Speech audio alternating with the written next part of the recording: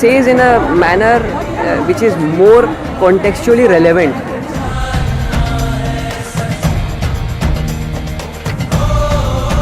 He is always our inspiration.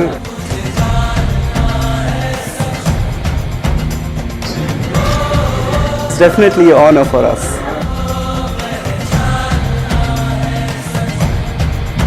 मुझे इतने बहुत खुशी हो रही है कि वो आ रहे हैं हमारे कॉलेज में.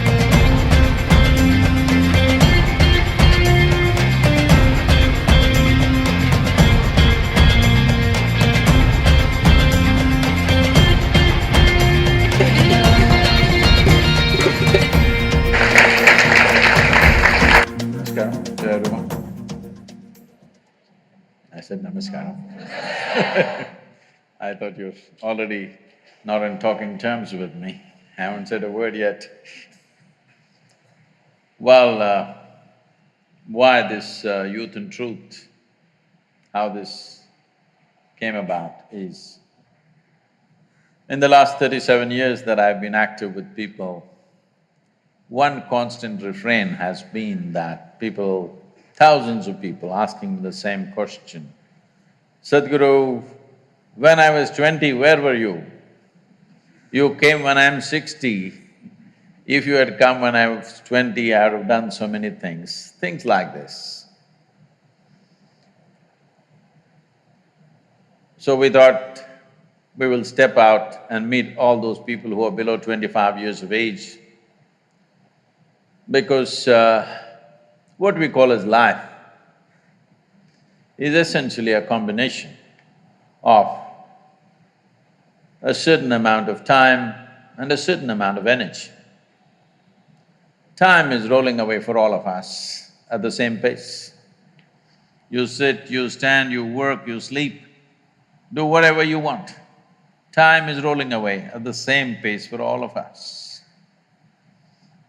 Time rolling away essentially means our life is rolling away. We can't help that, we can't stop it. You can't say, yesterday I did not do anything worthwhile, so I'm going to roll it back. There is no such thing. But we can manage the energy. So when we say youth, youth is that part of life where your energies are at their peak, most exuberant. Most youth do not understand this. They think this is going to be like that always. It's not going to be like that always. It's just this segment of life where your energies are at their best. When energies are at their best, people are confused to the core. Generally, I'm saying, not you.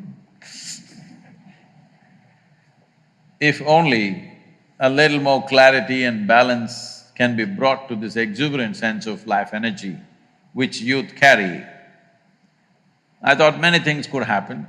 One of the most important things is, say every human being has a certain genius, not just in an art school, everywhere. But in my opinion, tell me if I'm wrong, maybe in art school the percentages may be different. I'm talking about the whole population. If you take, not even 1% of the human beings find an inner situation and an external ambience where their genius will blossom. Not even 1%. That's a poor humanity. If we could only in this generation raise it to 10%, let's say, we would have a phenomenal world. Because societies and nations have happened either as a phenomenal happening or a mediocre happening, depending upon how many people unfolded their genius at a certain time in that particular society. Without human intelligence finding a certain expression, whether it's business or politics or art or music, spirituality, none of them will really rise and flourish. So the most important thing about this is, When energies are at their peak, how much balance do we find within ourselves? How much clarity do we have? Clarity essentially means, or lack of clarity essentially means, that our own thoughts and emotions have become an impediment in our lives. For most human beings, this is the reality. At the age of 50, 60, they've still not figured out how to handle their thought. When are they going to figure it, I don't know. Suppose you bought a phone, after 3 years you still don't know how to use it. Are you a nutcase or no, I'm asking? Hello? You don't want to use it, that's a different thing. You want to use it, but you do not know which is front side, which is back side of the phone yet. Tragedy or no? This is the case with most human beings because of all the technology that you find, I see some third eyes rising. I know they're either these days Chinese eyes or Samsung eyes or some of them are American.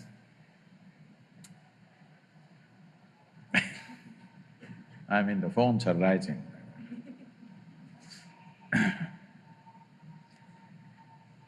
Among all the pieces of technology that we have produced in this world, among all the gadgets that we have made, phones, computers, supercomputers, don't you find, do you agree with me, that this is the most sophisticated machine on the planet? Hello? Have you read the user's manual? So somehow, by accident, handling it. If you handle by accident, anxiety is natural, isn't it? If you're doing something accidentally, let's say you're driving accidentally, isn't anxiety natural? And when you're driving accidentally, suppose the car starts going very fast, isn't fear natural? It started going very fast, isn't terror natural? The problem is not the car, the problem is not the speed, the problem is you're driving it accidentally. If you knew how to drive it, faster it goes, the better it is. Why is that not true with this one? If you know how to handle this, more things happen out of this, more exciting it should be, isn't it? If two things happen in people's mind, they go crazy. The world is being taught today, all over, United States is popular for this right now. I think it's also reached Mumbai, after all you're on the west coast. I'm sure it's reached here also, everybody's going about telling you, be in the moment. Huh? They're telling you? You're trying. So, what does be in the moment mean? Well, please be somewhere else and show me. Can you? Can you be somewhere else right now? No. So what is the teaching about be in the moment? What they're telling you is, do not think about yesterday, do not think about tomorrow. It took millions of years of tremendous amount of evolutionary work to get your brains to this level of capability, yes? And now somebody is telling you don't use it. The beauty of this mind, the beauty of your intelligence is, you can remember every experience of life vividly. Otherwise, if you artists have amnesia, they don't remember a thing, they can't produce a thing, isn't it? Hello? The visual memory, isn't it vital? We can remember things vividly, every experience, every sight, every sound, everything that came to us through the five senses. And we have a fantastic sense of imagination. These are the two most fantastic faculties of being human, isn't it? Now they're telling you, do not think about the past, do not think about the future, be in the moment. Anyway, you're in the moment, you cannot go anywhere. Can you? Try please. Can you go somewhere else? No. So they're telling you, your memory and imagination, you must freeze it. The entire human experience is between these three dimensions. We have a vivid sense of memory. Memory not just what you remember. What you call as my body is just a repository of memory. There's evolutionary memory, there's genetic memory, there is karmic memory, articulate and inarticulate forms of memory. Entire human experience and human form is because of memory, isn't it so? If you eat dog food, do you think you will take the shape of a dog in 10 days?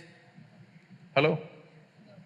Because this one remembers, there's evolutionary memory in this, you do what you want, this remembers, this has to take only this form, isn't it? And this remembers million years ago how your forefathers were, has it forgotten? No. So this is memory, they're telling you, do not be conscious about that. And they're telling you, do not imagine a tomorrow. Why they're telling you this is, a whole lot of people do not know how to handle their memory and imagination, that's what they suffer most. What happened 10 years ago, they still suffer. What may happen day after tomorrow, they already suffer. They're not suffering life, they're essentially suffering their memory and their imagination. What they should be enjoying most, they're suffering. So somebody is saying, just be in the moment, do not remember, do not imagine. For this, there is a simpler solution. If we remove half your brain, you will be just in the moment. Yes, you will be really being in the moment. The nature of human mind is, you can be here absolutely involved and still think of 24 things.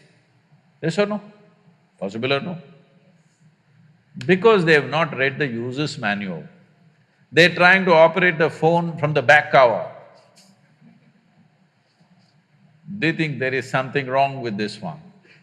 No, on this planet, this is the peak of evolution, isn't it? Hello? Some of you don't seem to agree. No, I'm not referring to you individually, I'm asking generally.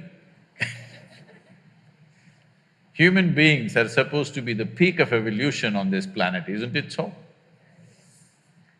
So we have the greatest neurological system, we have a brain which is flowered into cerebral possibilities, but now we are suffering that one thing so much. Recently, about 4 or 5 months ago, you might have heard about this, it was all on the news. A television anchor from Hyderabad, anybody? Telugu people? Okay. A television anchor from Hyderabad, 34-year-old woman. A young woman jumped off the 5th floor and killed herself.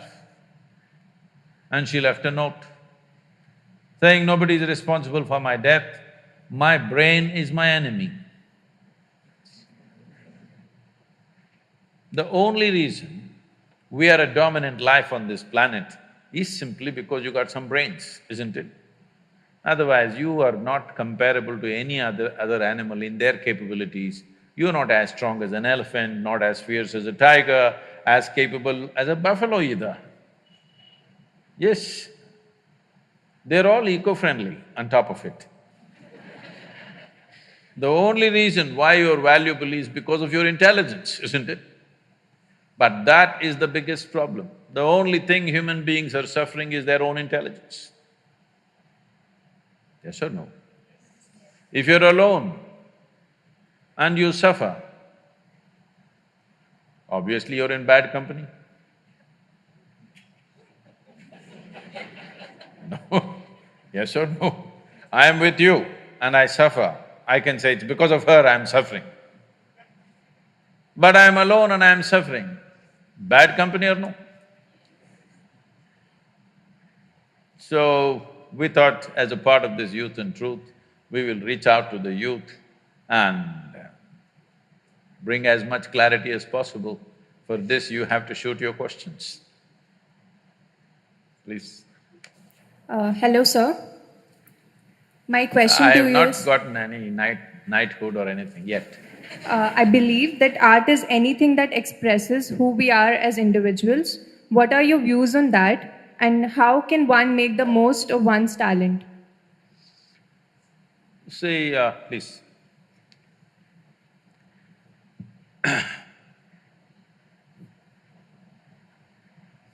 I'm not an artist and if I say something abrasive, please pardon me, okay?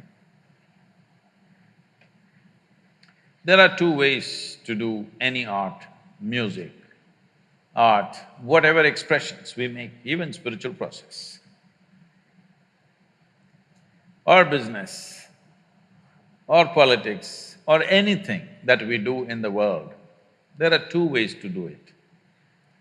One is, it is a stamp that we leave on the world. It's a footprint that we leave on the world. This… I was here. Another is, find expression not to myself, but to a larger life that's happening here, which is bigger than me, much bigger than me or you. Give an expression to that. Those who are intent on leaving a footprint, they shall never fly.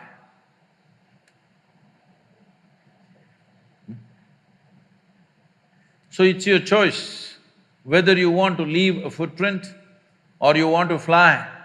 That which flies leaves no trace of anything, but it flies. It's very different. So, if it's an expression of your individuality, you will leave a footprint. But if you become a conduit for something bigger, a phenomena that's happening here, then you leave no footprint, but you don't have to leave a footprint because you fly and it'll always be celebrated.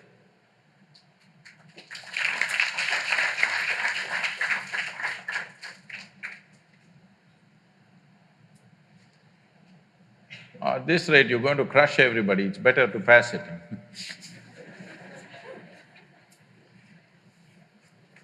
Namaskaram, Sadhguru.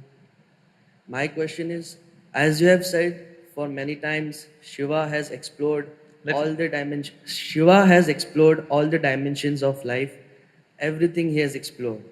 In this age, when the energy is at its peak, how can we explore every aspect of the life without being untouched and getting attached to all the compulsive activities? We say, I don't want to drink, but somewhere we are afraid that we will be addicted to it. My question is, how can we explore every aspect of life without being untouched? See, nobody says, I want to drink. Some people drink, some people don't. Some people who drink may drink for the pleasure of it. Some people who drink may drink because they want to drown something within themselves. Some people drink because everybody is drinking, it's an evolutionary it's an evolutionary issue, you know. When we were monkeys, if one did this, everybody did this. And some people don't drink because they think it's morally wrong. Some people don't drink because they're afraid their parents and society, what they will say. Some people don't drink because they found something better within themselves.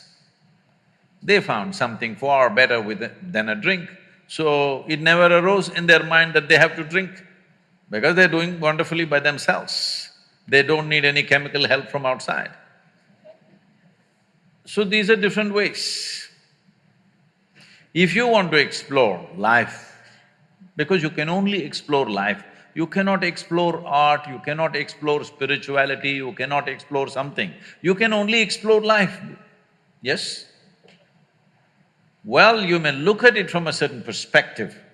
Somebody may look at it in an artistic way, in an aesthetic way, in a musical way, in a spiritual way, but essentially we're exploring life.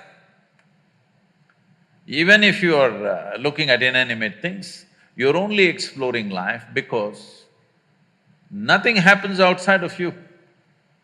Everything that happens only within you, isn't it? Do you see me right now, even if you're not hearing? Even if you're not listening, are you able to see me? Can you use your one hand and point out where I am? You got it wrong. This light is falling upon me, reflecting, going through your lenses, inverted image in the retina, you know the whole thing. You know the whole story, right? Where do you see me now?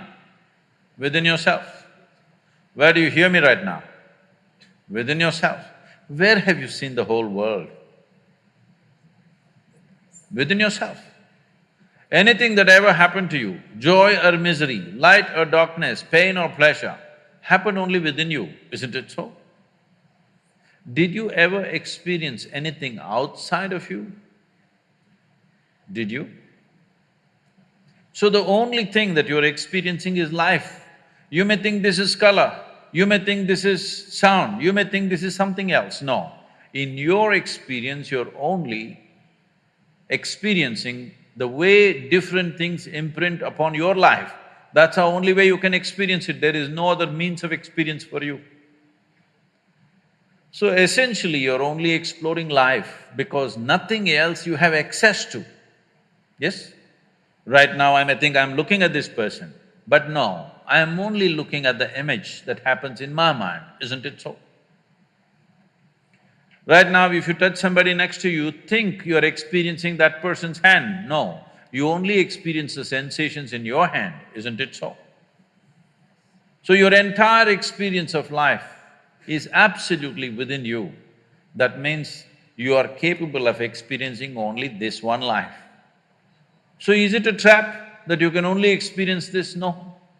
If you experience this, then everything becomes a possibility because, see, when it comes to body, we clearly know this is my body, that's your body, 100%. This is my mind, that's your mind, 100%, isn't it? But when it comes to life, there is no such thing as your life and my life. This is a living cosmos. You just captured a little bit of it. How much you captured, how much life have you gathered within you will determine what is the scope and scale of your life. So whether you call it art, whether you call it music, whether you call it spiritual process or whatever the nature of activity, activity is a means to open up your borders of individuality. Well, that first question, is it a way of stamping my individuality? No, it is a way of erasing the boundaries of your individuality so that something larger than yourself happens to you. Something larger than what you think as myself happens to you in your life.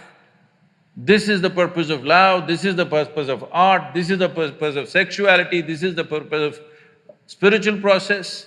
Essentially, that something larger than myself must happen to me. Because only if this happens, I feel trapped inside this. Yes or no? You interpret this in many different ways, but essentially what you're looking for is, you want to somehow go beyond the limitations of your own boundaries. The word yoga, you've heard of the word yoga? Hello? The word yoga means people think twisting and turning is not yoga. The word yoga means union. Union means if you sit here, there is you and the universe. If you sit here tightly fixed with your boundaries, it is you versus the universe. You versus universe is a stupid competition. Hello? Those of you who are like this all the time, it's an absolutely idiotic competition between you and the universe. If you have any sense, you don't compete with the universe because you're a small speck in this universe. How do you compete? This is what individuality means. Individuality means you are head-on with the universe. Yoga means you obliterated the boundaries of your individuality. The distinction between what is you and what is the universe has gone down considerably. If you sit here, what is you and what is everything else is about the same in your experience. If this happens to you, then you will see there is no such thing as my life and your life. There is just one big life happening. This experience is needed. A tremendous experience is needed within you if you want to create something fantastic. If you want to create something brilliant, something unique, something truly of some significance, you need an experience. But this is not if you find me too prejudiced, please tell me. I will tell you why I am prejudiced. The influence of European art on the rest of the world is disproportionately large. There is no joy in the art. The more miserable it is, the more profound it is supposed to be. It should look grotesque and… Because this became a European trait that in their own thought, they thought their thought is so supreme, they went to the point of saying, I think so, I exist.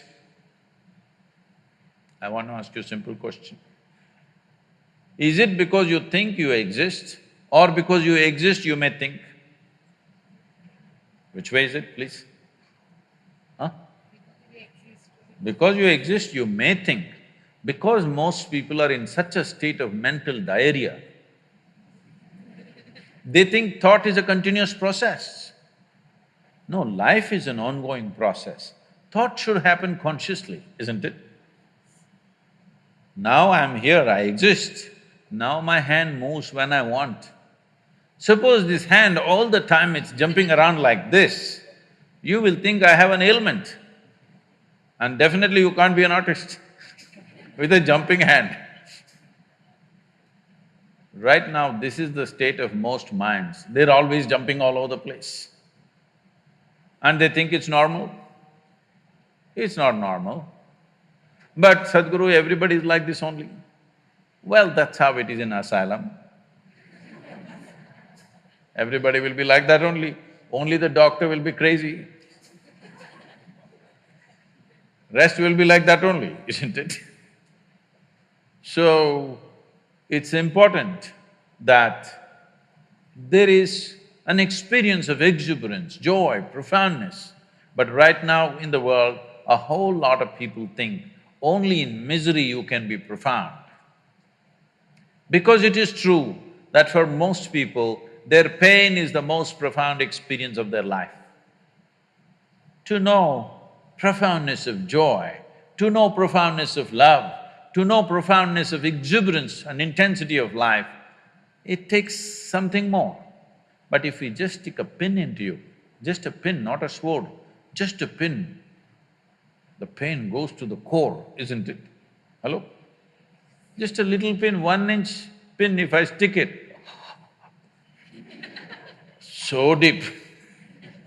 So pain becomes profound much more easily. So a lot of people think pain is the source of profoundness. This has to change. Indian art and the rest of the world must get liberated from the European art forms because it comes from deep states of misery, very deep states of misery. Suffering has been celebrated.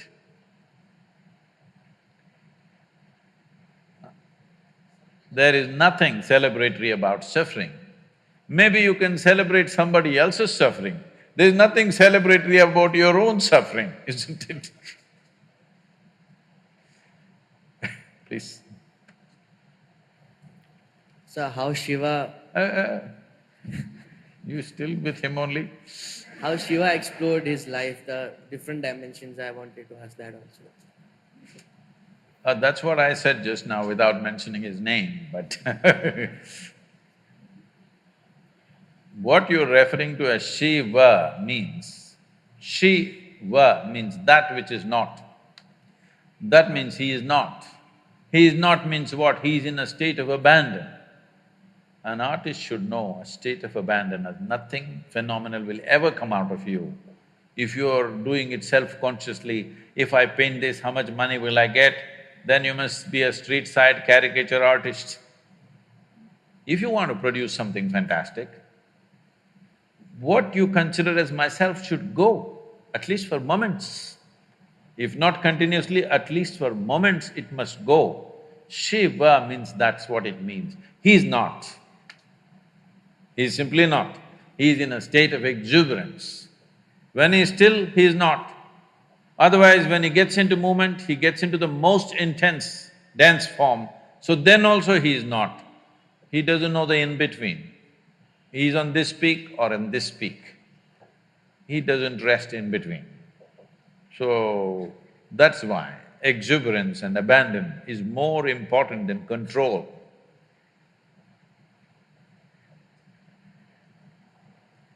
Karam Sadhguru, my question is, what are we supposed to do when we are angry, and how to deal with deep-rooted anger? It depends, who is the victim?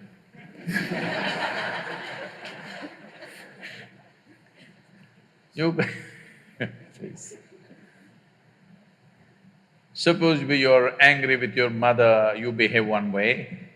You're angry with your friend another way. You're angry with your professor, completely different way.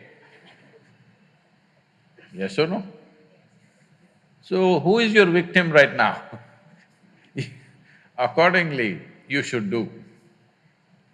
But now, you are asking this question as if anger is a natural part of you. Are you angry right now? What's your name? Rohini. Are you angry right now? No. Then why are you bothered about anger? Once in a way you get angry. Yes? You get angry. Anger doesn't happen to you. You get angry. You like it? You don't like it? Then why do you do it? See, around us, so many people will do so many things that we don't like. Yes or no? So many things in Mumbai happening, things that we don't like are every day happening. But at least within you, only what you want should happen within this, isn't it? Huh? Within this person, only what I want must happen here. I cannot decide that only what I want should happen with you. But I can definitely decide only what I want must happen within me, isn't it? If you could decide only what you want should happen within you, would you choose anger or joy? What's your choice? Please choose, I'm going to bless you. See, you want the highest level of pleasantness for yourself, isn't it? Then why is such a thing not happening? As I said earlier, you never read the user's manual. How this functions has not been looked at. Do not go by the example of people who came here a few years earlier than you. That, no, my mother also was like that, my grandmother also was getting angry, so I am also getting angry. They should not be the leading lights of your life. I want you to look at it. Your thought, your emotion, your body must happen the way you want, isn't it? Huh? If somebody else can decide what should happen within you, this is ultimate slavery, isn't it so? Huh? This is the worst form of slavery. I can decide what happens within you. This is not right. What happens around you, maybe we can decide, but nobody should decide except yourself what happens within you. If you decide, you would keep this in the high state of pleasantness for sure. You wouldn't be battling with anger. It's not just about anger, fear, stress, tension, don't address them separately. Essentially, your mind is not taking instructions from you. Why? Because you don't know where the damn keyboard is. Yet, we gave you a supercomputer, you do not know where the keyboard is. So one day you did this, something worked, another day you did this, something worked. You know, have you seen people, the radio doesn't work, boom, and it works sometimes. That's not a technology, that's chance. Have you seen this? If something doesn't work, people think, tap, tap, tap. It'll work. And a lot of people are using this for human beings also. Something doesn't work, tap and it'll work. In Tamil Nadu, there is a saying, "Naalu kudutha ella sariyaidu." That means, if you slap them 4 times, everything will get fixed. Doesn't get fixed like that.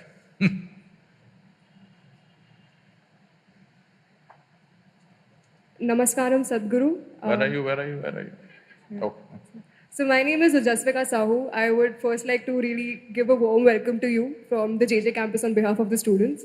So we architecture students especially were really aroused and excited about this event, mainly because we are very well aware of your contributions to your Coimbatore ashram. So my question is a bit along the academic lines. So we as architecture students have always been taught to build in the context, to look at the culture wherein your site is or wherever your project is going to be built.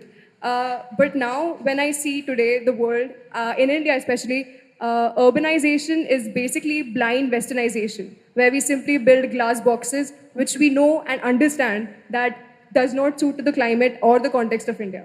So my question is that we as Indians have not yet figured out what India's modern architecture is about, while we simply copy the Westerners. So what do you think should be India's modern architecture? Why we copy the West, not just in architecture, in just everything. I see a whole lot of women in Mumbai have turned blonde.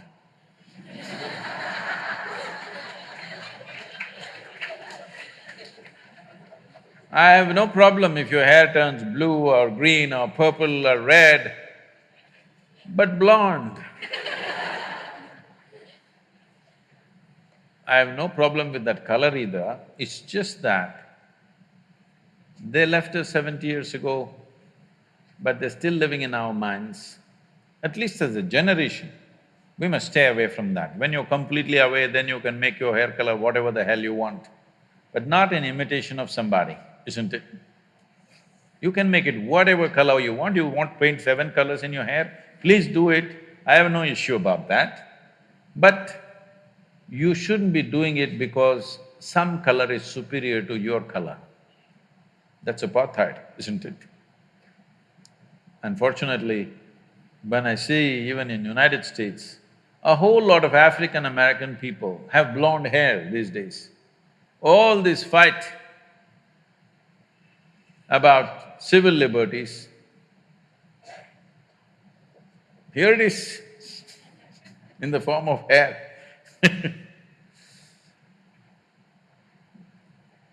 What you like you can do, but you are not doing what you like. There's a compulsiveness about doing certain things. So this compulsiveness has definitely come to architecture also. I'm glad to see that at least in this school, of the many universities that I've been to, this is the first one they're able to sit on the floor.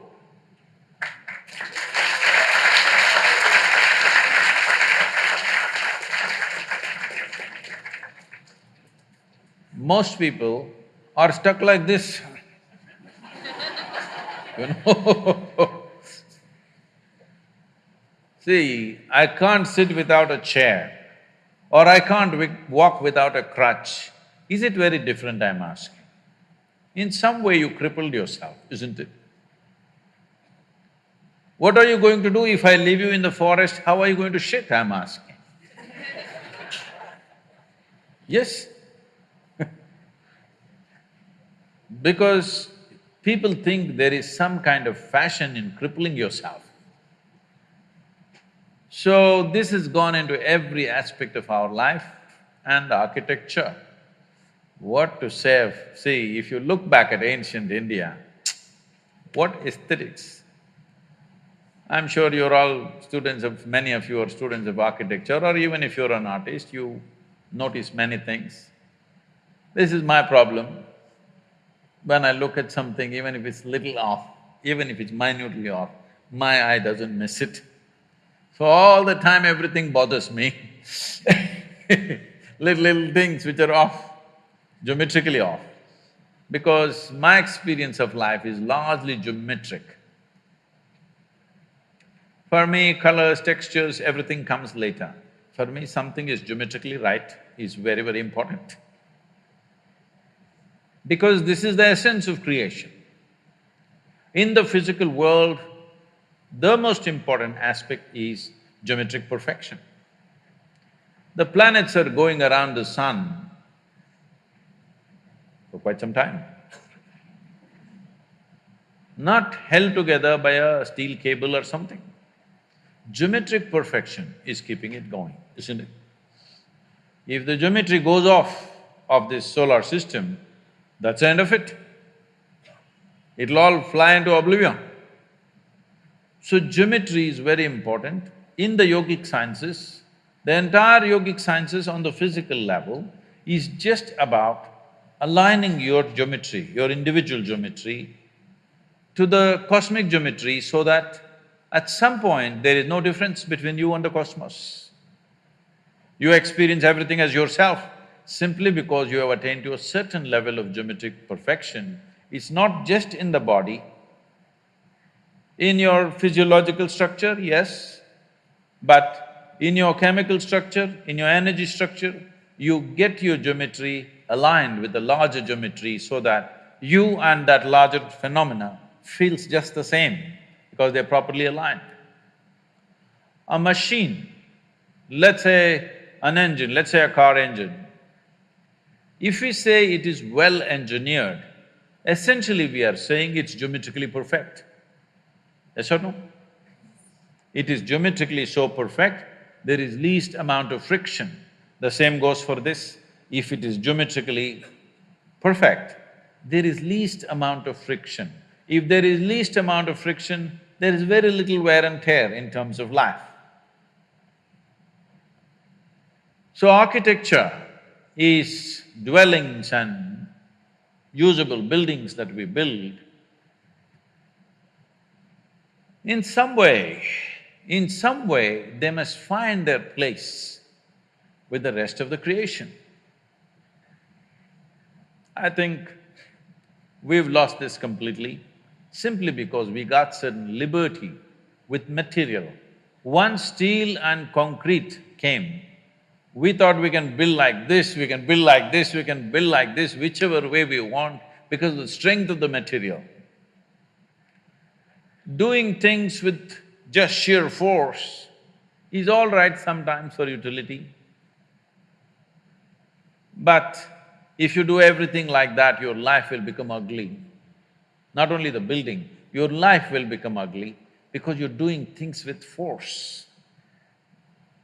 Life is beautiful when we can do things with minimum force and maximum impact. Yes or no? Anything that we do it with minimum force but with maximum impact, then life feels aesthetic and beautiful. If you exert maximum force for minimum impact, that's a crude way to live.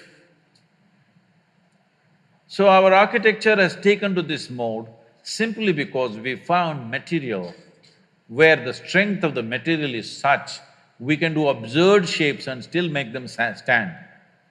Something which has no right to stand up geometrically is standing up simply because of the strength of the material. If we withdraw from that excitement of finding new material to a more sensible geometry in the world, well, you will see world will feel much better.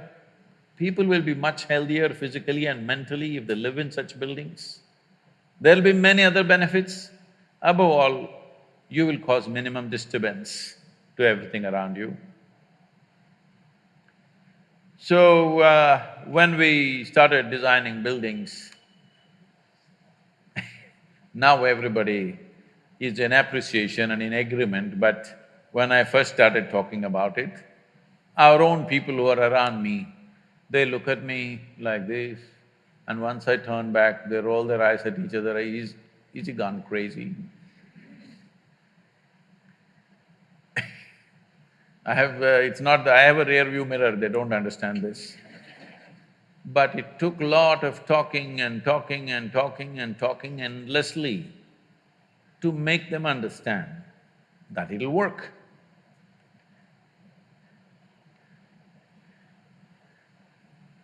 Some of you said you've been there, is it so? So, today all the utility buildings, other things that are being built in many different ways. But fundamentally, anything concerned with the spiritual process in the temple that was built there, mainly they're standing because of geometric perfection, not because of the strength of the material. For example, the dome is the largest elliptical dome of its sort, 72 feet in diameter. It's not semicircular, it's elliptical like this. And there is no cement, there is no concrete, there's no steel.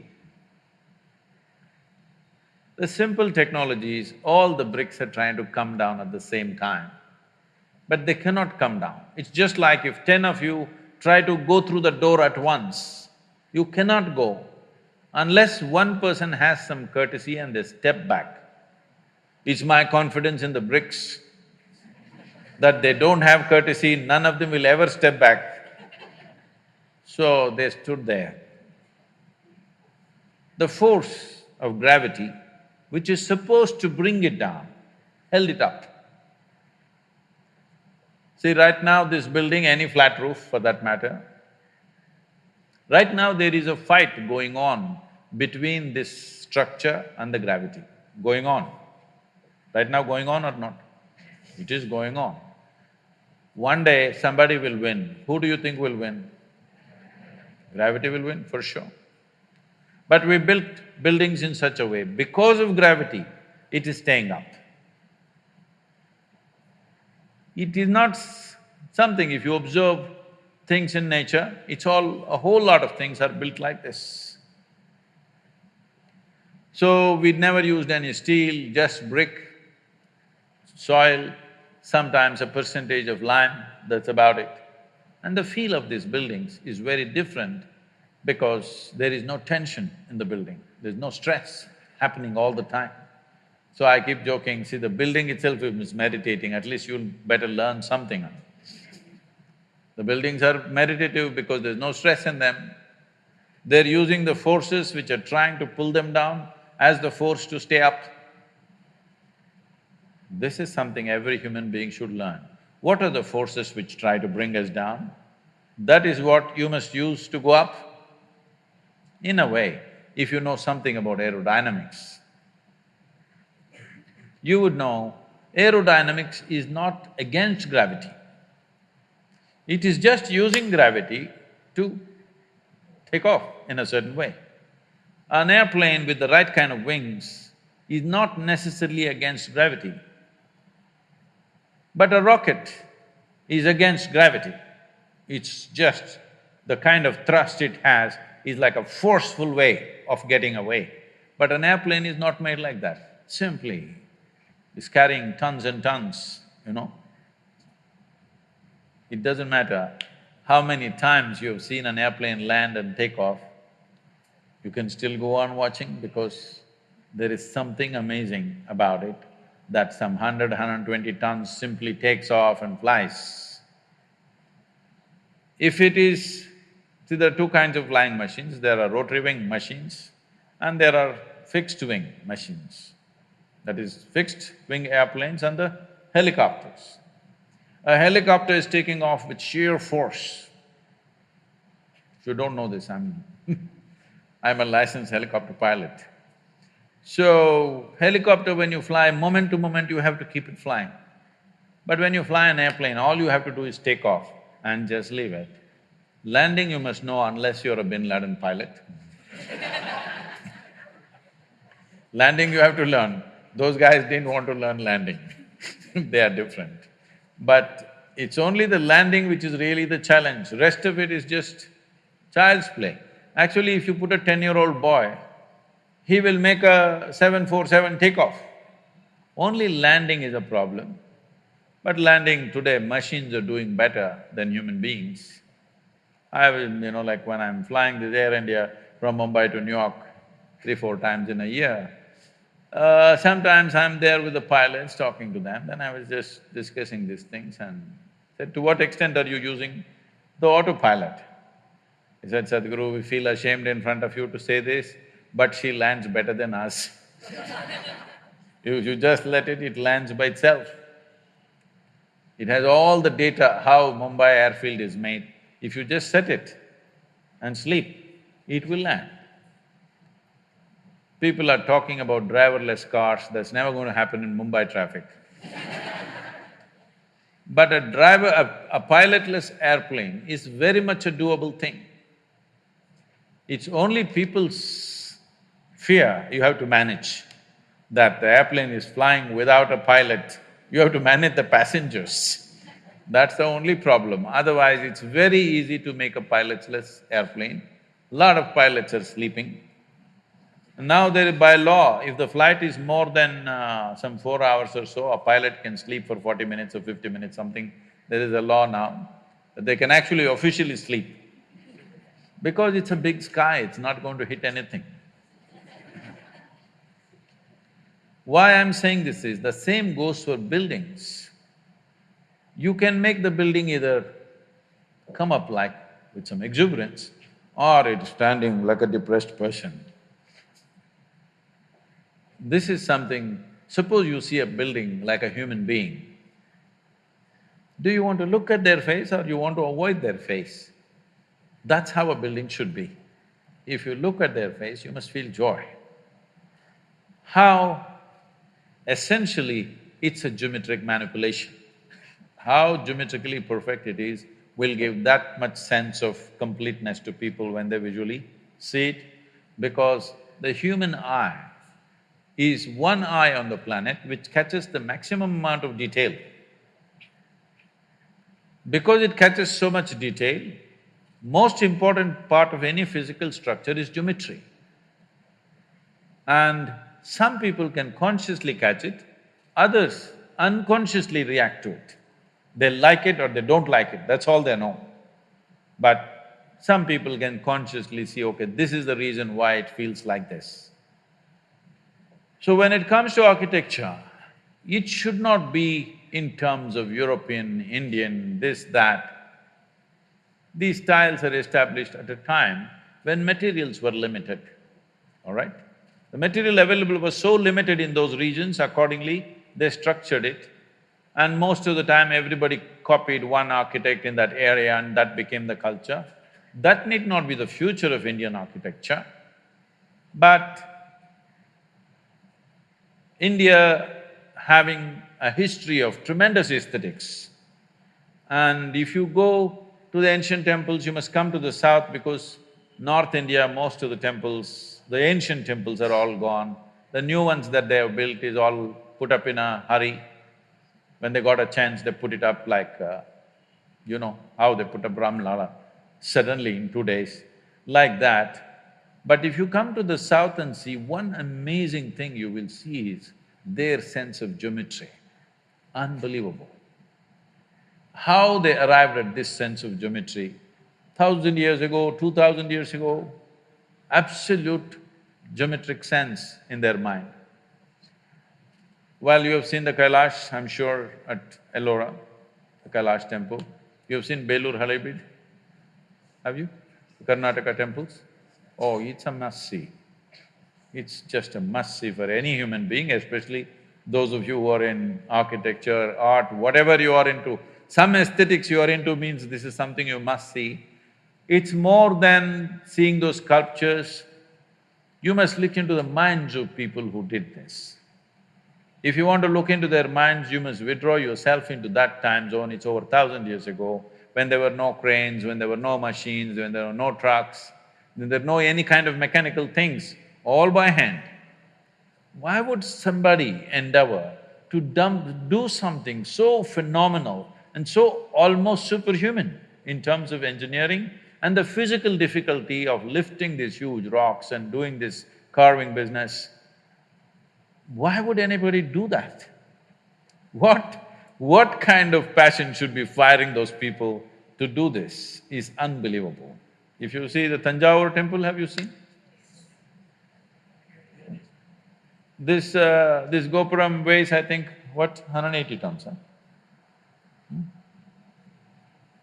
180, is it? Does anybody know? I think somewhere in that range, over 120 tons for sure. And it is at a height of 160 feet.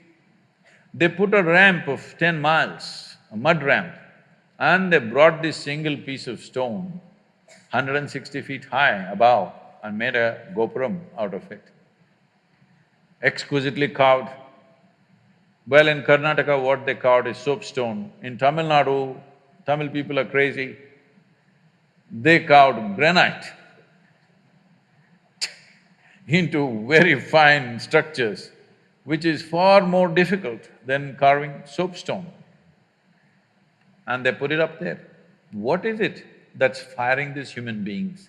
Before you take up any project, you must visit this and see what kind of human beings are these, you know? Just for aesthetics, you understand?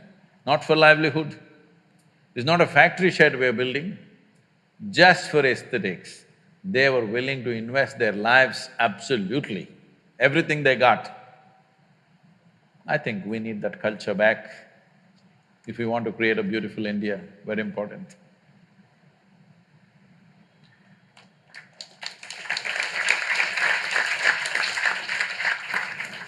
I had a question. How do we learn to say no when you know that something is like saying yes would affect you in an adverse way, but still You must send your WhatsApp message, no. Because it happens with me a lot of times that I want to say no, but thinking of what the other person would feel, I tend to say yes. So how do we stop that? I know in what context you're asking. No. That's not what I meant. That's not what I meant. I meant to say small things in life, this and that. But I've been always encouraging people to say yes and yes for everything. Yes or no, if I ask. People around me always say, Sadhguru, it's always yes, tell us what. So for you to say an absolute yes to everything, one important thing is you must create an atmosphere of integrity and trust. If you create an atmosphere of absolute integrity and trust, all of us can say absolute yes when we know nobody will misuse our yes. We can all say 100% yes for everything, isn't it? That's what we should strive for. If it's not possible in the whole world, at least we must create small circles where we can say yes and there is no problem, nobody misuses a yes. Very important. Very important for healthy unfolding of every life, that you need at least a small cocoon of life around you where you can be a total yes. Without fear or favor, you can be an absolute yes. This you must create. If you don't create this, you will always live in fear. Being exploited is one thing. Living in a fear of exploitation is actually more damaging than exploitation itself. So today we are creating a world where, well, there is some reason for it also. There is reason for it also. I am not trying to live in some utopian world, I know how the world is, but I am saying you must create your own little world where you can say yes without any consequence to the yes. It's important. If we do not do this, then we will always live in walls. No is a wall, isn't it? In India, nobody says just no. They'll say, no, no, no, no, no, no. Have you seen this? Nowhere else it happens, only in India. No, no, no, no, no. They think one no won't stop them. No is a wall, yes is a doorway, isn't it? If you open your door, a devil could come in or the divine could come in. The fear that devil may come in, if you close the door, you have also closed the door for the divine. What an unfortunate life. Yes or no? You not only closed your door to negativity, you closed your door to everything because some negativity once came through your door. Don't do that to yourself. Once you live here, there are dangers of life, of course. But because there are dangers to life, if you close all possibilities to life, that'll become a very absurd and sad life.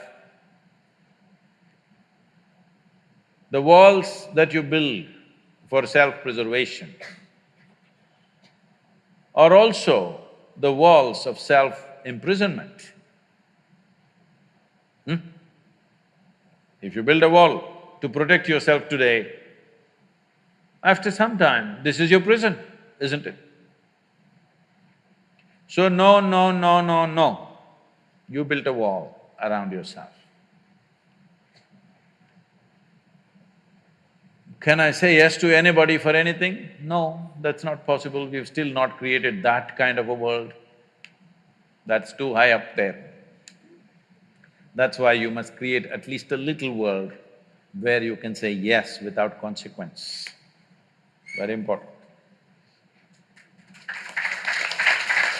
My question is, how does one deal with insecurities? Oh. Please. How does one deal with insecurity? Life is insecure. There is no security about life because… Shall I reveal a secret to you? However young and healthy you are, you're going to die one day. I'll bless you with a long life, but you will die one day. Is it okay? Is it okay? No? So you can die joyfully or you can die crying, it's up to you. But anyway you'll die one day, yes or no? If you say, I don't want to die, today you start the chanting, I don't want to die, I don't want to die, I don't want to die. All that'll happen is you will not live, but you will die. Yes? The fear, I don't want to die, will make you not live, but it will not make you not die. Anyway, you will die. Coming to terms with mortality is one very important thing. If you don't come to terms with mortality, you're living in a fancy world of unreal world, not in the real world. The real world is, we come and go. So many countless number of people have come and gone before us, isn't it? You're you're in an institution from 1857. I was just wondering how they started an institution in that year because in that year there was such turmoil all over the country. 1857. Lot of upheaval in the country, but somehow somebody managed to start an institution.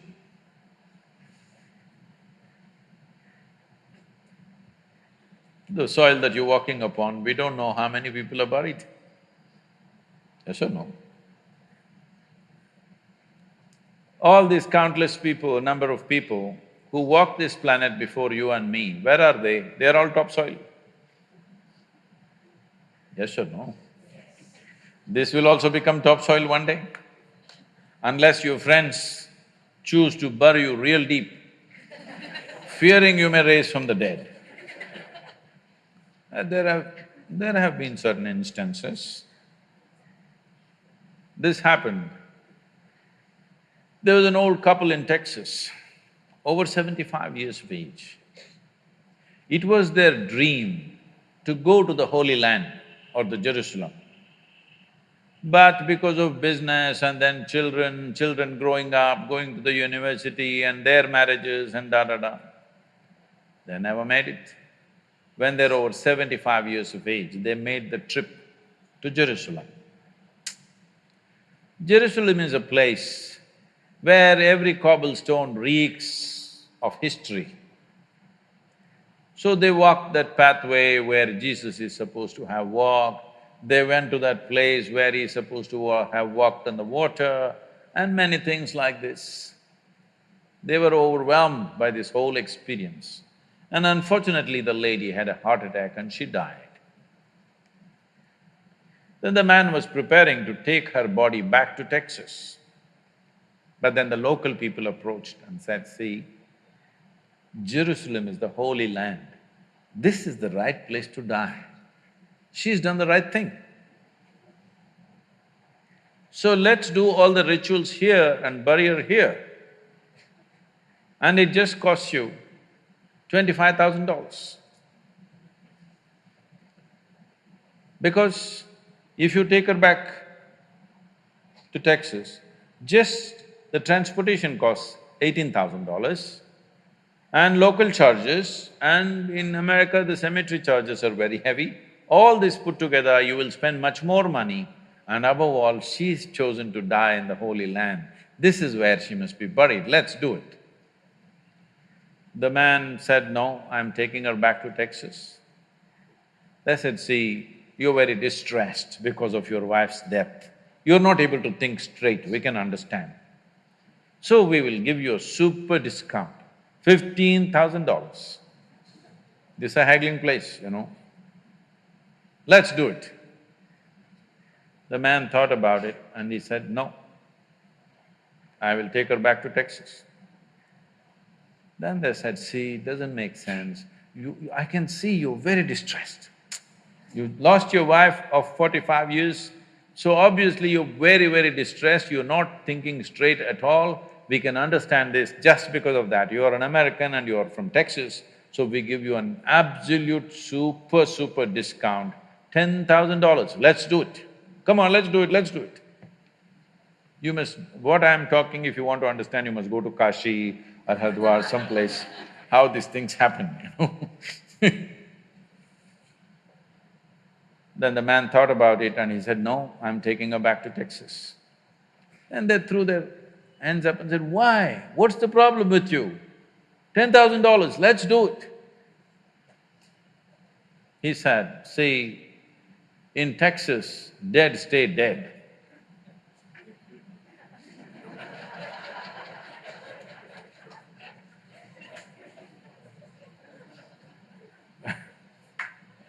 So, if you come to terms with your mortality, security, insecurity, all these things will go. You are living on a daily basis as if you are forever. The fundamental awareness that this is mortal, this is here only for a limited amount of time. If this was a normal conscious thing for you,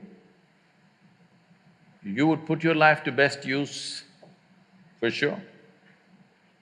And if you come to terms with that one thing, there would be no insecurity because there's nothing to gain, nothing to lose in this life. You came with nothing. Whatever the hell is happening, you're on the profit side. Yes or no? Huh? Isn't it so? Did you come with investment? No. You come with nothing. So whatever the hell is happening, you're always on the profit side, isn't it? And anyway, they don't allow you to take a container in the end. So all you have is how profound, intense and beautiful is your experience of life. So don't make too much fuss about it. You're acting as if you're going to lose something. No, there's nothing to lose, nothing to gain because you come and you go. You may think, oh, my life. No, it's your life on this planet is like a pop-up. On the computer screen, you've seen these pop-ups? You just pop up and pop out. In the meantime, will you rise and shine is the only question, all right? So if anyway you shine, sometimes you may be seen by people, sometimes you may not be seen by people. The important is you are shining within yourself and that's all that matters. If people have eyes, they will see it, if they have no eyes, they won't see it, that's their problem. But you are living an intense and profound life, that's all that matters here. If you understand this and if you bring this into your life, insecurity will not happen because security can happen only in death. Yes or no? People keep asking me, coming to me and asking me, Sadhguru, please bless us, nothing should happen to us. I say, hey, what kind of blessing is this? My blessing is let everything happen to you. Everything that's life must happen to you. Have you come here to avoid life or have you come here to experience life? Please, you must make a decision right now. Have you come here to avoid life or to experience life? Experience life. All the different dimensions of what this life holds must happen to you, isn't it so? If you come to avoid life, there's an ocean right here. You can jump into the ocean. See, if you want to avoid life, you must die. It's a more efficient way of doing things, isn't it? You're alive and you try to avoid life, it'll become miserable. If you feel insecure, that's what you will do. You will try to avoid life. When you're alive and try to avoid life, it'll cause immense misery. When you're alive, you live. When you die, don't get up from the dead. Namaskaram Sadhguru. I am Alina Jacob, a student of third year architecture. My question is, we live in a society where people are where we find people who are extrovert and introvert in nature. So the people who are extrovert, they are confident enough to express themselves, but meanwhile in this competitive world, people who are introvert, will they ever be able to make a stand or mark as good as the way the extroverts do it? And even if they manage to reach somewhere in life, will they continue to be an introvert? See, the difference between this extrovert or introvert is, or what these two things are is, it's like mistaking your exhalation for inhalation and inhalation for exhalation. There is no such thing as extrovert or introvert, do not classify people like that. Some people see that they need to act and reach out. Some people see there is not much need for that. So maybe they are not on the Twitter and Facebook and whatever, this doesn't mean they're introvert. They have a life of their own. We should not judge people like this. Every human being has a right to be whichever way they want. But now the question is, if I am not extrovert, will I be able to do things in the world? That's a main aspect of the question.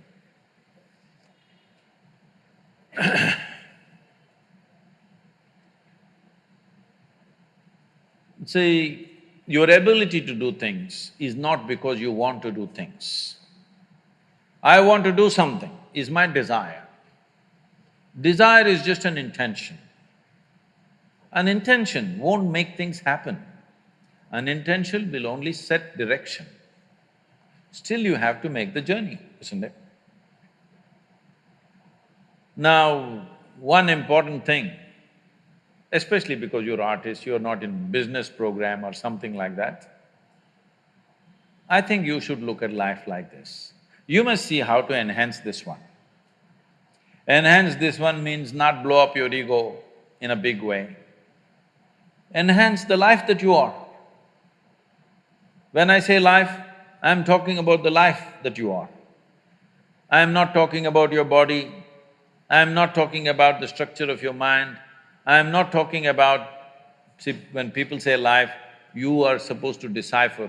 They could be talking about their home, they could be talking about their relationship, they could be talking about their car or their dog or something. My life means something.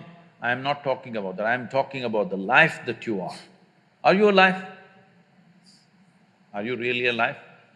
or just a bundle of thoughts, emotions, ideas, prejudices, opinions. Most people are just this. Because of that, we make conclusions, this is an introvert, this is an extrovert, because without conclusion, you can't have a thought. You need conclusions and conclusions and conclusions about everything. Now I need to conclude, this is introvert, this is extrovert. Otherwise, my thought every time freaks, okay, who the hell is she? But human faculties are such, I don't have to conclude, I can just look. This moment how she is, that's all that matters. Yesterday how she was, doesn't matter, isn't it? And tomorrow how she's going to be, you have no clue. Yes or no? Do not fix life, either yours or anybody else's. Do not fix it, because what you're calling as human life is a possibility. To make this possibility into your reality, you have to travel a distance. Do you have the courage and the commitment to travel the distance? That's all the question is. It doesn't matter what is your level of intelligence, what is your level of capability, introvert, extrovert, this, that, doesn't matter. Do you have the courage and commitment to make the possibility into your reality? That's all the question is. So, if you focus, whatever you're doing right now, it doesn't matter what it is.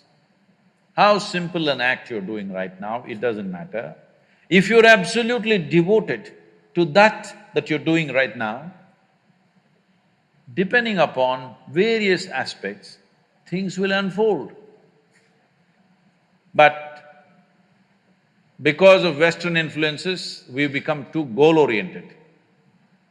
Goal-oriented means we are interested in the consequence, but we are not interested in the process. If you are not interested in the process, you should not be an artist. If you are not interested in the process, you should never design a building because it's going to land on somebody's head. Yes? Process is an end in itself. If you are absolutely devoted to the process, depending upon various aspects, something will come out. But now we are interested in the consequence, not in the process. This goal-orientedness, I want to get there, I want to get there. Where the hell do you want to get? No, I want to win the race. See, if you treat life as a race, if you have to win it, you have to get to the finish line soon, isn't it? You want to? Hello? If you get to the finish line ahead of all these people, you won the race. You know what the finish line is? We'll be negotiating where to bury you. So, particularly being in creative arts, don't ever think of a goal. What should I become? How should I be? What should I create? Don't worry about these things. If you're devoted to the process, something will come out. Something more beautiful than you imagined will happen because you're devoted to the process. Without devotion, I'm specifically using the word devotion because people think devotion means going to the temple, church or mosque. No. Without devotion, either in sport, art, music, spirituality, politics, business, anything, any arena of life, has anybody done anything truly significant without being absolutely devoted to what they're doing? Have they? No. Mediocre things you can do. So do not think of art and aesthetics as a way to earn a living. Living will happen. Living will happen. This is what I'm promising people of all professions, no matter what, especially if you're an artist. If you have problem with bread, you come to me. I will make sure you have a roof and a bread. Only thing I want to see is, you're focused on something, I don't care what. Nothing came out of your focus, I don't care. But I want to see you focused on something. I can't stand unfocused people, that's all.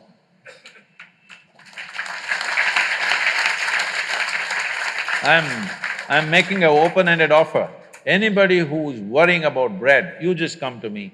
I'll make sure you eat for the rest of your life and you have a place to stay. But I want to see you at least 12 hours a day focused on something, whatever the damn thing is.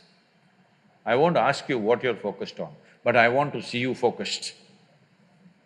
Because if a human being stays focused on something, inevitably it'll yield. How can it not yield?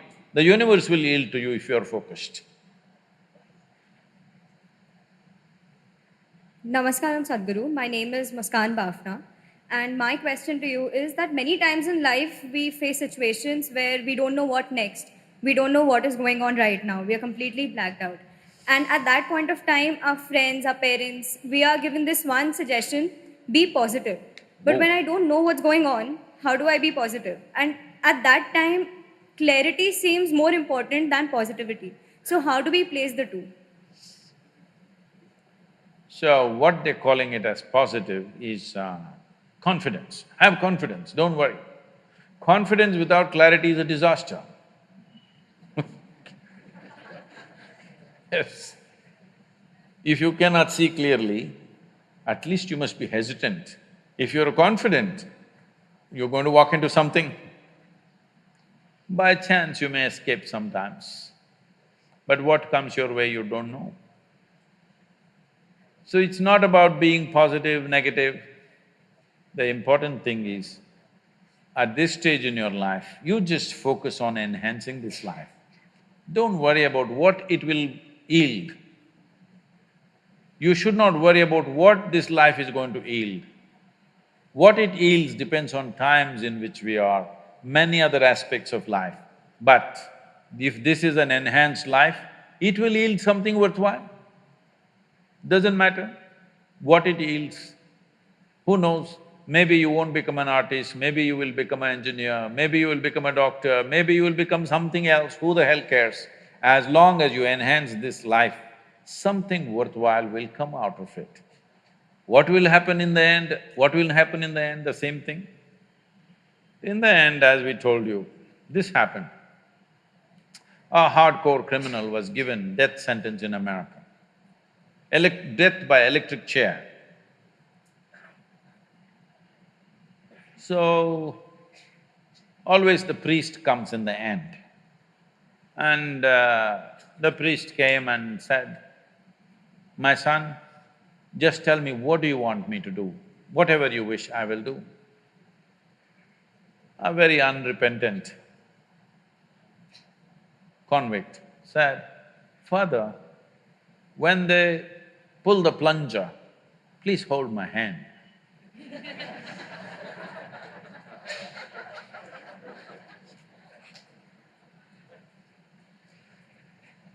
So, very positive.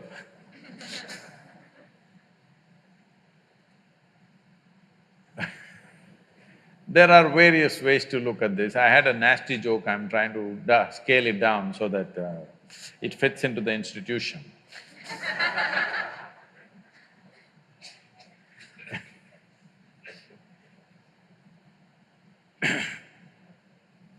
See,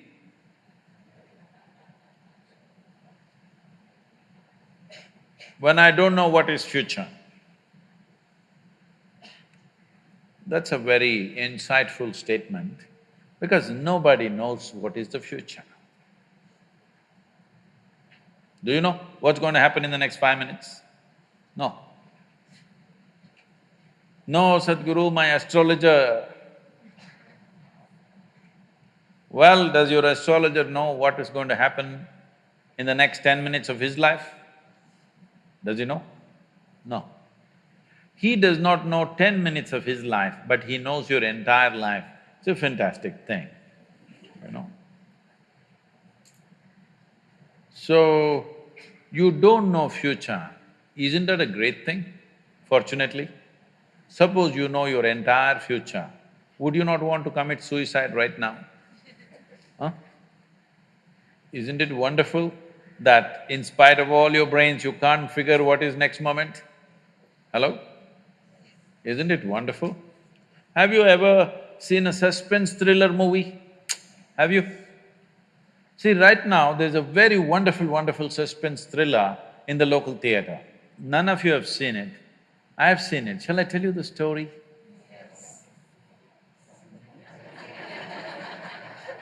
Okay, the whole story is going to take too much time, so I'll just tell you the last suspense part of it, okay? Shall I? No. Why? Because suspense means like this. You go and see the poster, oh, this guy's… I think he's going to do this, that guy's going to do that, oh, this director, most probably this how it's going to go. Then you go inside, see all those still images, then you said, definitely this guy is going to do this, that guy is going to do this, all kinds of projections. You go and sit in the auditorium, first few scenes and said, this is it, he's going to do this, but he did something different. Then you said he's going to do that and he did something different. You said this is going to happen and something else happened. Halfway down the movie you discussed with your friend, last scene is definitely like this. When the last scene came, something totally different happened. Then you come out and say, wow, what a wonderful movie. Yes? You went there, sat, you saw the first scene and you said, this is what is going to happen, and that's what happened in the last scene, as it happens in most movies. Then you come out and said, this is no good, isn't it? So essentially what you're saying is, if all your predictions go wrong, it's wonderful. If all your predictions come true, it's no good. Then I'm asking, what's wrong with your life? Your life is fantastic. You can predict whatever, it all goes wrong, goes wrong, goes wrong. Wonderful, wonderful, wonderful. Only problem is, you lost your ability to enjoy the suspense, that's your only problem. Yes? You want to know the end. You're a match fixer. Yes, you're a match fixer. You want to know the end before you play the game. Match fixer or no? Today it's a crime in this country, match fixing, you know. So don't try to match fix your life. Let's see what the hell happens, huh? Whatever happens, you came here with nothing, you'll go with nothing, so what the hell? The only thing is, did you make your life's experience profound enough, intense enough? That's all there is. What's there to happen? So what will happen tomorrow? What will happen tomorrow? I'll give you a simple thing. The best thing about life is tomorrow never happens. Yes? If you just know how to deal with what's now, you know how to deal with your entire life. This moment, if you know how to manage your thought, your emotion and your body, rest drama outside happens. But if this is like this will be joyful and wonderful no matter what's the drama around you. Yes? Oh, what if this happens, what if that happens? Yes, all those things can happen. But you came here to experience life, not to avoid life, isn't it? Are we sure? Are we sure? You want to right now go into the museum? No, no, no. Oh, you're misunderstanding my question, you're art students. No, no, I'm not asking you to go for a visit in the museum, as an artifact. Do you want to go into the museum right now yourself? No, this is the time to live. To live means you don't know what the hell is tomorrow. Anything. Either you must be excited about it or you can be fearful about it. You're fearful about it because you already fixed what should happen. You're afraid what you think may not happen. But first of all, I'm asking you, why are you thinking what should happen? If you're dedicated to the process, depending upon what process we are doing, accordingly life will unfold tomorrow. Yes? There are many dimensions to it. If you explore all of it, if you just explore your biology, life will happen one way. In the sense, if you take charge of your physical self, your body, 15 to 20% of your life and destiny will happen the way you want it.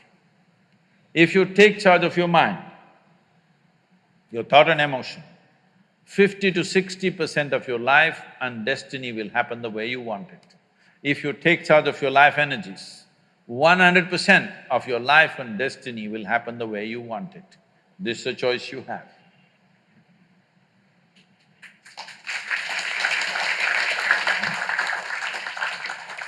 I think I must leave before I'm ousted.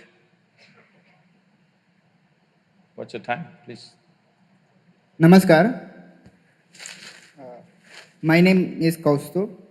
I actually wanted to ask you that after all the knowledge you've gained over time, do you believe this community, the society, the very system we are living in is correct, or I'd say appropriate? I mean, whatever we are living in is just an imaginary concept. I feel we're designed and are capable to do a lot more, a lot more than we think. But instead, our efforts of our body and literally whole lives are wasted on what? Earning for life, which is already given to us. So, it's like wasting all your precious energy on a dream which doesn't really have any existence to life. You're telling me or? I'm asking you, what do you think? You're wondering What's your whether… take on this? You're wondering whether my life is being wasted or… Yes. Not… It's mine. See, it once happened. Shankaran Pillai was running a small street-side restaurant, and then his chicken cutlets became so famous. People started queuing up for his chicken cutlets. He sold in hundreds, made a lot of money. Then because there were other laws, somebody said, he is mixing beef with chicken cutlet and selling it. So they investigated and they found, yes, he was. Then he was taken to the court.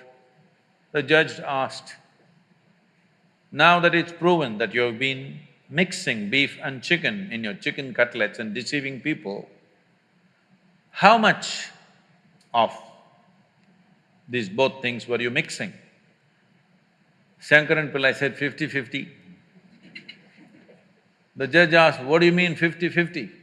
He said, one chicken, one cow.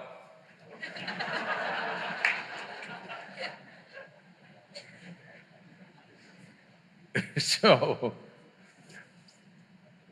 the chances of your life being useful or wasted in a society is 50-50. You have to decide whether you're a chicken or a cow.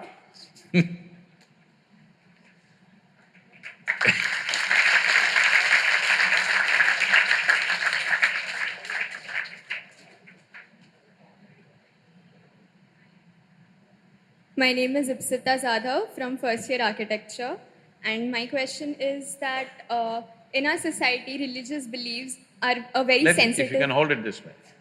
In our society, religious beliefs are a very sensitive topic, and we come across many people who blindly believe in things. So how do we talk to them and ask them to think rationally instead of just believing in things?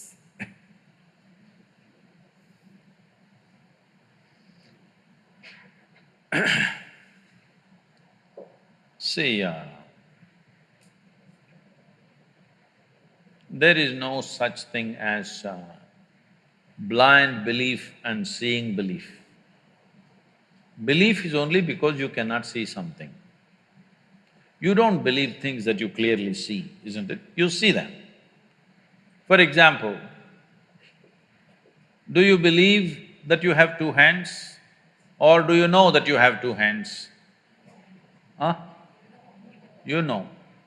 Can somebody argue with you and prove to you that you have no two hands? If their argument becomes too overwhelming, one slap in the face, they know you got hands.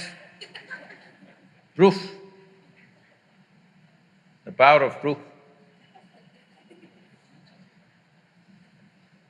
But let's say I'm walking into trouble. Let's say if I ask you, do you believe in God? Some people say yes, some people say no. Why do you believe? Because you're not sincere enough to admit, I don't know, isn't it? The fact of the matter is, many things that we do not know, we believe. Because fundamentally, we've lost the sense of being straight, or fundamental sense of integrity is not there in us. We believe things which we do not know. It is so wonderful and human of you to simply admit what you do not know as I do not know, isn't it? What I know, I know. What I do not know, I do not know. Isn't it wonderful? And I do not know is a tremendous possibility. Only when you see I do not know, the possibility of knowing arises in your life. The longing to know, the seeking to know, and the possibility of knowing becomes a living reality in your life. And when you see I do not know, when you profoundly realize I do not know, you will have an awakened intelligence which is always on. If you believe something, immediately it'll go to sleep. For example, you're all architecture students. What do you think, is the planet round or flat? Tell me whatever you think, it's okay with me. Is this planet round or flat? Round? Flat? You from Bangalore? Bangalore, a book became popular, Earth is flat, you know. Is it round or flat? It's round. And the damn thing is spinning all the time. And you're not even on North Pole, you're at a certain latitude. If you look up, inevitably you're looking up in the wrong direction, isn't it? I'm talking about the Upar wala. You don't know what is Upar. Can you know? Do you know which side is up in this cosmos? Is it somewhere marked this side up? Are you capable of knowing which side is up? No. So you do not know which is up, but you know who is up. This is very dangerous. It's caused immense disturbance and hatred and violence and wars and all kinds. But it has its benefits because it's a very inexpensive psychiatry. When you feel shit scared of life, don't worry, God is with you. You feel good. If you have to go to psychiatric counseling, it's very expensive and you need a lot of furniture. And it's inefficient, one-on-one. It's not like that. This can be dispensed large scale. It is useful for people. So there's no point destroying it, that's what I'm saying. There's no point destroying religion, but you must transit from religion to responsibility, it's very important. Once your basic problems of fear and anxiety are handled, you must move from religion to responsibility. This entire movement is just this, to move people from religion to responsibility, from looking up to looking in. Because everything that a human being can explore is within, not up in the sky. Yes or no? If there is anything worthwhile, your joy and misery, your intelligence and stupidity, your nonsense and all the most valuable things, everything is within, isn't it so? If you don't explore this interiority and you're looking at the sky, sometimes the birds may decide to do something on your face. That could enlighten you. Yes. And right now, what's happened is,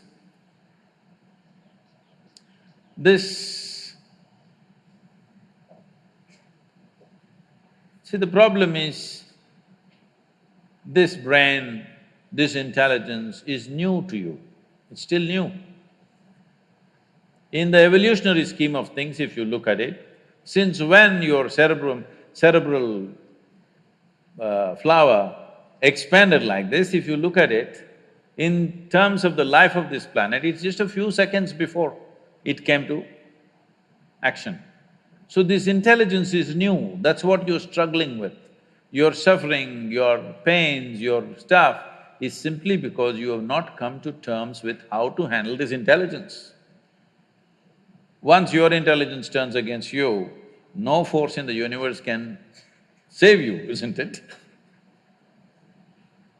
So, religion is a certain phase of humanity where we are learning to handle and temper our own intelligence in a certain way.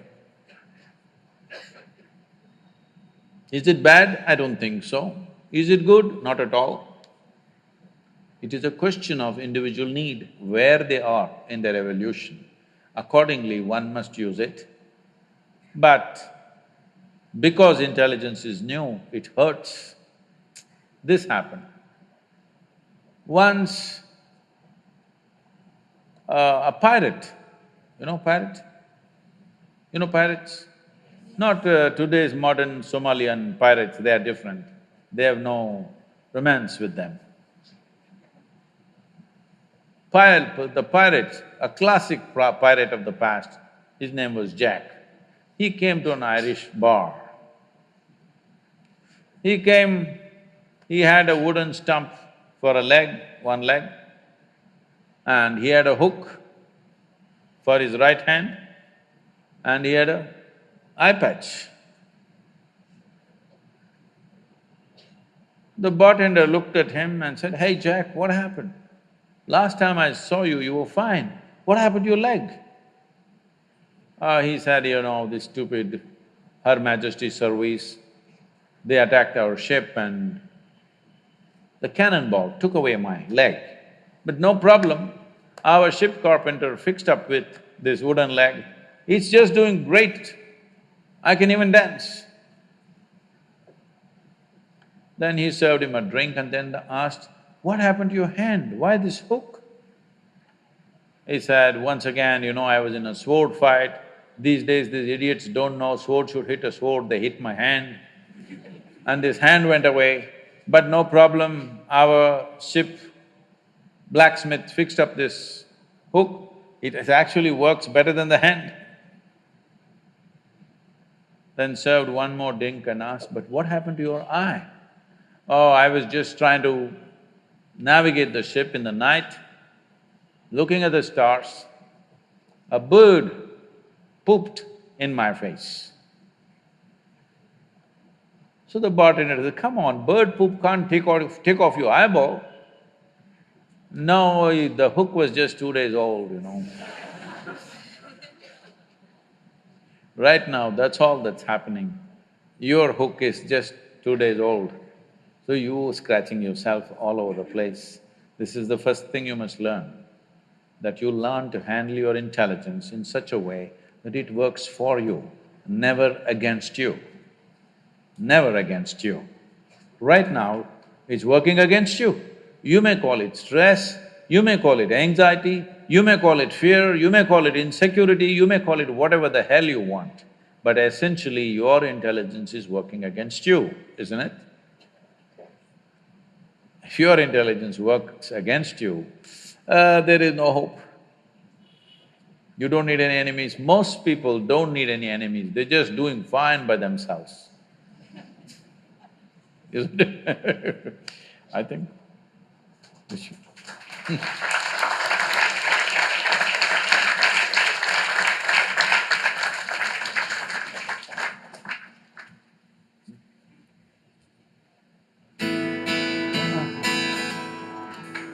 So, I would like to make use of this opportunity to tell you that, as we said earlier, India has been a land of tremendous aesthetics thousands of years ago.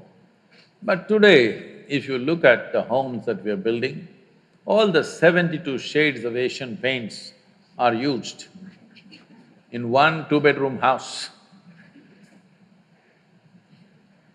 I want all of you to take this on a mission mode, that you must bring aesthetics back into this land. It's very, very important because the quality of our life is not just determined by what we eat and what we wear, the shapes and forms and the aesthetic around us. Many of you traveled to Nepal and Bhaktapur and… Only one? No, you can't do this. You must visit Bhaktapur, you must visit Dwarika in Nepal, you must see because this is… with simple things that they have, whatever they had 1,000 years ago, it's all brick and terracotta. With this, the level of aesthetics that they've created 1,000 years ago is something so amazing and fantastic. Only a small part of it is remaining. That remaining part still amazes us, how did they do this? So, you're most welcome. Please make use of Isha Yoga Center in whichever way you can. Those of you who've focused on something, if you want to go into hibernation, but focused hibernation, we will offer you a place and 2 meals a day, because I feel artists and creative people must not be thinking of timelines. By the time I'm 25, I must have produced 100 pieces of art. This is a stupid way to go. Maybe there'll be times to hibernate, maybe there'll be times to wait. Please make use of this, we are available to you in whatever way. I wish all of you a possibility of finding access to the world in such a way that whatever your talents are finds expression in this country and the rest of the world. Thank you very much. हम परदेसी पंछी रे साधु भाई हरि देश रहना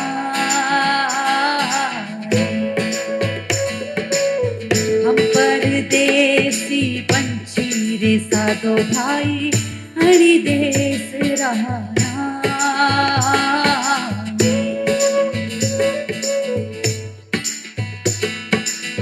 हरि देश रा लोक अच्छे It was really nice. I mean, how we think and how he thinks is completely different, and it just gave us a point of view that how actually you should start thinking about our culture and how we should promote it. Thank you, Sadhguru ji.